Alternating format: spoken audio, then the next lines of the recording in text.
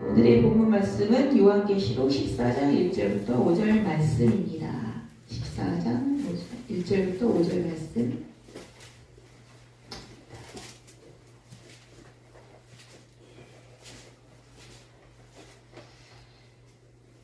함께 교독하시겠습니다. 또 내가 보니 보라 어린 양이 시온상에 섰고 그와 함께 14만 4천이 서 있는데 그들의 이마에는 어린 양의 이름과 그 아버지의 이름을 쓴 것이 있더라.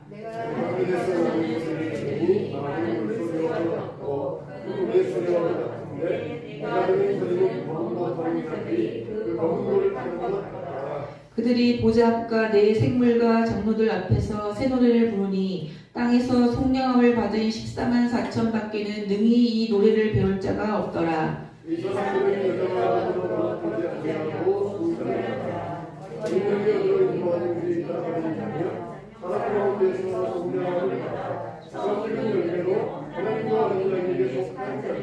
다 같이 그 입에 거짓말이 없고 흠이 없는 자이더라. 아멘. 말씀 듣겠습니다.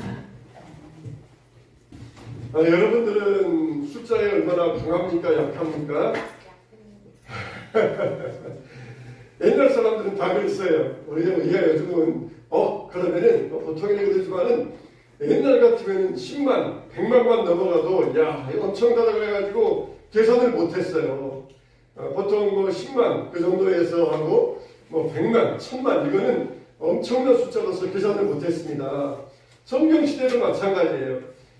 예수님과 함께 시온산에 14만 4천 명이 서 있다. 그랬을 때 시온산에 14만 4천 명 예수님의 피로 구속받은 자들이 14만 4천 명이 서 있더라. 그랬을 때 우리는 뭐 14만 4천 명이면 의왕시 인구도 안 되잖아요. 의왕시 인구도 거의 20만 명이 넘어갈 텐데 의왕시 인구도 안 되는 뭐 별로 안 되는 그런 숫자잖아요.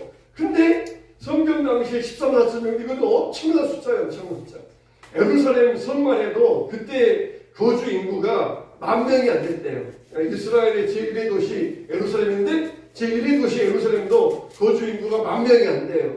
그러니까 10,000명 모이면 엄청난 대도시예요. 근데 14만 4천 명이 모여있다. 그게 정말 엄청난 숫자. 이야 정말 엄청난 숫자다. 그걸 이야기한 거예요. 근데 이단들은 이걸 가지고 구원받은 사람들은 14만 4천 명, 문자대로 14만 4천 명이니까 빨리 자기 이단들에 소속되어가지고 그래야 구원받을 수 있다. 그러면서 우리를 속이고 있는데 이 14만 4천 명은 그 당시로서는 정말 엄청난 숫자예요. 뭐라 그랬어요? 이루 헤아릴 수 없는 숫자라고 그랬어요. 이루 헤아릴 수 없는 숫자. 엄청나다 보니까 그냥 많다. 엄청난 숫자. 그러면서 12 곱하기 해서 14만 4천 명 그렇게 이 숫자를 이야기했던 것이에요. 그러니까 여러분들 숫자에 약하다고 낙심할 필요 없어요. 다 성경시대나 숫자에 약했으니까 우리는 뭐 숫자에 약한 것 가지고 뭐 전혀 낙심할 필요도 없고 괜히 이 마음 이렇게 뒤로 물러갈 필요도 없는데 여기 보면 중요한 게 뭐냐면은 이 14만 4천 명들이 어떤 사람이더냐 그랬을 때 첫째는 여자로 인하여 더럽히지 아니한 자들이라고 했어요. 말하자면 순전한 자들. 근데 여기 보면은 여자로 인하여 더럽히지 아니한 자. 그러면은 뭐예요? 여자로 인하여 더럽히지 않다는 말은 14만 4천 명은 전부 남자란 이야기예요? 남자란 이야기예요?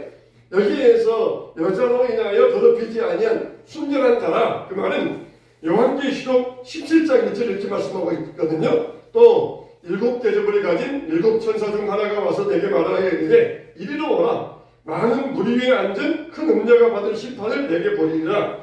그의 이마에 이름이 기록되었으니 비밀이라. 큰 바벨론이라. 땅의 음녀들과 가져간 것들의 어미라 하였더라. 그러니까 여기서 상징하는 여자는 뭐냐면은 세속화를 이야기해요. 세속화, 타락화, 세속화되었다는 것이에요.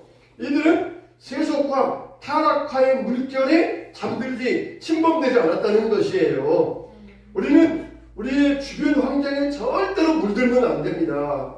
소돔성에 롯이 거하고 있었잖아요. 근데 소돔성에 롯이라고 하는 사람을 보면은 사람들이 자기 집에 와서 막 사람들을 막 폭행하려고 그럴 때 거기에서 그냥 위기에서 모면하기 위하여서 자기 두 딸을 데리고 가라 그러잖아요. 이건 지금 우리의 가치관으로 보면은 이거는 아빠가 되어가지고 딸도 못 지키는 정말 이거는 아주 못된 아빠예요. 근데 그 당시의 가치관으로 볼 때에는 이 세속적인 사회에서 그 정도만 해도 아주 그냥 아주 굉장히 훌륭한 사람이었어요. 그래서 성경에서 뭐라고 했어요? 의로운 용, 소돔성에서 구하는 의로운 용을 하나님께서 구하셨다고 했어요. 그 당시 세속화의 물결에 그래도 롯은 자기 몸과 마음을 지키고 있었다는 것이에요. 요즘 보면은 얼마나 많은 세속화의 물결들이 있습니까? 우리가 세속화의 물결에 휩쓸려 가지 않아야 돼요. 세속적인 가치관에, 세속적인 사상에 우리가 절대로 물들면 안 됩니다. 그래서 세상에서도 그러잖아요. 교회가 비난받는 이유가 뭐예요? 꼭 어떤 일이 터져가지고 거기에 명단 나오면은 거기에 꼭 예수 믿는 사람이 들어가 있다는 것이에요. 보통 우리가 10명 중에 2~3명 정도를 예수 믿는 사람이라 그러잖아요. 통계적으로 한 20% 정도, 15% 정도, 많으면 3명, 적으면 2명 정도 이야기하잖아요. 근데 범죄자들 10명 가운데 예수 믿는 사람들이 프로로 따져보면은 20%가 넘는 경우가 있어요. 하나도 믿는 사람이나 안 믿는 사람이나 다를 게 뭐냐? 너희들 믿는다고 그러는데 우리가 뭐가 다르느냐? 그러면서 교회를 비판하고 믿는 사람들을 비판을 해요. 그러니까 여자로 인하여서 더럽히지 아니하였다. 세속화의 물결에 물들지 아니하고 순전한 삶을 살고 있었다는 것이에요. 그래서 우리가 우리가 순수한 신앙을 가지고 살아가야 되는데 참 우리 윗대 어른들에 비하면은 참 우리 신앙도 얼마나 많이 물들어가는지 몰라요. 그렇지만은 우리가 세속화의 거센 물결에 맞서가지고 싸우는 자들, 그걸 하나님께서는 복되게 보신다는 것이에요. 그래서 롯과 같이 비록 우리가 볼 때에는 롯도 타락한 사람이다. 그렇지만은 그 당시에 그래도 세속화의 물결에 맞서서 싸웠던 그 모습, 그 용기를 보시고 하나님께서 천사의 손을 이끌어서 소돔성에서 구원해 주셨던 것이에요. 우리들도 막 풍파가 일고 막 물결이 올 때 아유 어떻게 이걸 맞서 싸우겠어, 그냥 밀려가야 되겠다 그러지 말고 막 손을 내저어야 돼요. 손을 내젓고 그냥 발을 내젓고 그래야 우리가 야, 저 사람은 정말 살 의지가 있다. 내가 정말 저 사람은 몰라도 다른 사람은 몰라도 내가 저 사람은 정말 내가 구해줘야 되겠다. 그런다니까요. 그냥 의지도 없이 둥둥둥 떠내가면 저거 지금 시체 아니야. 그냥 내버려도 그러는데 의지를 가지고 내젓는 사람, 그런 사람을 보면은 와서 구해줘요. 하나님도 우리가 이와 같이 세속화 물결에 떠내려가지 아니하도록 우리의 믿음을 지키는 사람에게 은혜 베풀어 주신다는 것입니다. 두 번째로 인도하심을 따르는 자, 어린 양이 어디 가든지 인도하심을 따르는 자, 따라야 됩니다. 마태복음 보면은 예수님께서 세리 레위에게 이르시되 나를 따라오너라. 그러니까 세리 마태, 세리 레위가 모든 것을 버려두고 주님을 따라갔다는 것이에요. 나를 따라오너라. 따라오는 자가 바로 14만 4천 명 가운데 속한다는 것입니다. 우리가 어떻게 합니까? 주님을 따라가는 자가 돼야 돼요. 주님을 따르는 자. 그리고 보니까 5절에 보니까 그 입에 거짓말이 없고 흠이 없는 자들이라. 이 말은 뭐냐면 믿을 수 있다는 거예요. 믿을 수 있다. 거짓말이 없고 흠이 없는 자들이더라. 믿을 만한 사람이라는 거예요. 이게 바로 14만 4천 명 가운데 서 있을 수 있는 이런 사람들인데 이들을 보니까 두 가지가 있어요. 먼저 보니까 예수님 옆에 서 있다는 것이에요. 어린 양이 시온산에 서 있는데 그들은 예수님 옆에 서 있다는 것입니다. 보통 우리가 성경에 보면은 예수님은 보좌에 앉아 계시고 그런 표현이 많이 나오잖아요. 근데 여기 보면은 어린 양이 시온산에 섰고 왜 서 있겠어요? 지금 붉은 용이 사탄과 그 무리가 군대를 형성해서 14만 4천 명을 공격에 올려할 때 어린 양이 지금 군대 장수로서 나가가지고 14만 4천 명을 이끌고 가서 전쟁을 벌인단 말이에요. 그러면은 군대 장수가 가만히 앉아있겠어요? 맨 앞장서야 되잖아요. 앞장서가지고 어린 양이 시온산에 서서 이 어린 양과 함께 서 있더라는 것입니다. 그래서 정말 예수님은 지금 붉은 용의 분노를 맞서기 위하여서 서 계시다는 것이에요. 도단성에 사마리아 성에 아람 군대가 와서 뺑 둘러쌌을 때에 엘리사가 게하시에게 그러잖아요. 우리와 함께 있는 자가 저들과 함께 있는 자가 더 많다. 그러면서 게하시의 눈을 열어서 신비한 현상을 게하시에게 보여주었을 때 게하시가 그걸 보고 하나님의 군대를 볼 수 있었어요. 어린 양과 함께 14만 4천 명이 서 있다. 이게 바로 우리가 볼 수 있는 영적인 눈이 되어야 돼요. 하나님께서 우리와 함께 하신다. 하나님이 우리 편이다. 저들이 아무리 지금 눈으로 볼 때에는 창과 칼이 있다 할지라도 우리와 함께 계신 분이 저들보다 더 세력이 많다. 숫자가 더 많다. 그걸 볼 수 있어야 돼요. 그 다음에 보니까 이들은 어떤 자들이 새 노래를 부르더라. 새 노래를 부르더라. 여러분 우리가 노래는 어떻게 불러요? 음정 맞추고 박자 맞추면은 또 톤 높낮이 맞추면은 노래를 부르잖아요. 근데 여기 나오는 새 노래는 훈련받아야 배울 수 있어요. 부를 수 있어요. 훈련받아야 부를 수 있는 노래. 음정 박자 리듬 맞춰가지고 부르는 그런 노래가 아니라 어린 양과 함께 부를 수 있는 훈련받는 그런 노래예요. 그 노래는 어떤 노래냐? 모세의 노래. 모세의 노래를 부르더라. 모세의 노래. 이스라엘 백성들이 애굽에서 나와서 광야를 지나가는데 애굽 군대가 뒤에서 쫓아와요. 뒤에는 애굽 군대, 앞에는 홍해가 가로막고 있는 것이에요.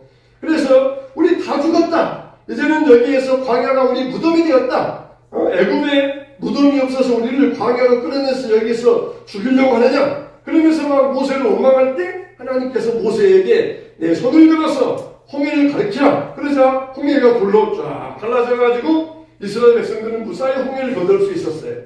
애굽 군대가 홍해로 들어와가지고 막 쫓아오니까 이스라엘 백성들 다 건너간 다음에 홍해물이 합쳐져가지고 애굽 군대는 쫓아오다가 다 물에 빠져 죽고 말았다는 것이에요.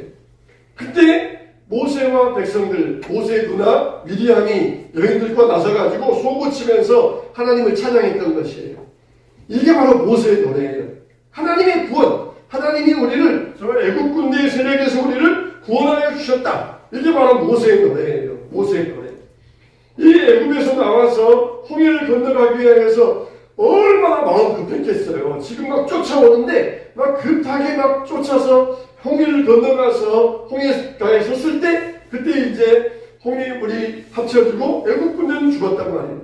이렇게 삶 속에서 우리가 이 노래는 열심히 분투할 때 전쟁에서 싸우는 것처럼 싸움 가운데에서 분투할 때 배울 수 있는 노래예요. 평안할 때 배짱이와 같이 그냥 평안할 때 부르는 그런 노래가 아니라 그 삶 속에서 치열한 가운데서 위험한 가운데서 부를 수 있는 노래. 이게 바로 새 노래라는 거예요. 새 노래. 즐거우면 누구나 다 노래 못한 사람 누가 있어요. 흥겨워가지고 콧노래 부르고 흥겨워가지고 춤추고 그런 사람 누가 있어요. 못한 사람 누가 있어요. 근데 이 새 노래는 누구냐? 정말 삶 속에서 치열한 환경 가운데서 뚫고 나와서 하나님이 함께 하시는 그 영광과 은혜를 찬양하는 사람. 이게 바로 새 노래를 부를 수 있는 사람들이에요. 우리는 정말 다시 복음으로 돌아갈 수 있어야 됩니다. 복음이 우리를 살리고 복음이 우리를 구원합니다. 예수님과 함께 시온산에 서 있는 14만 4천 그게 바로 저와 여러분들입니다. 그런 사람들은 여자와 더럽히지 아니하고 인도와 심따르고 그리고 거짓말이 없는 사람 예수님과 함께 서서 새 노래를 부르는 사람들이라는 것이에요. 14만 4천에 미혹당하지 마세요. 14만 4천의 숫자에 절대로 현혹당하면 안 돼요. 그냥 숫자에 약한 그 당시 사람들이 엄청나다 많다. 14만 4천인지 14억 4천만인지 140억인지 1조 4천억인지 우리는 알 수가 없어요. 그러나 엄청난 많은 사람들이 예수님과 함께 서서 새 노래로 예수님을 따라가면서 하나님을 찬양하면서 나아갔더라. 그러니까 우리가 참 그 중에 우리가 한 사람 설 수 있는 은혜가 얼마나 감사합니까? 자, 그래서 오늘 또 그 은혜에 감사한 마음으로 주여 나를 영적인 14만 4천 군사되게 하여 주시니 감사합니다. 나를 영적인 문명으로 예수님과 함께 시온산에 서게 하여 주시니 감사합니다. 이런 은혜로 하나님을 찬양할 수 있어야 돼요.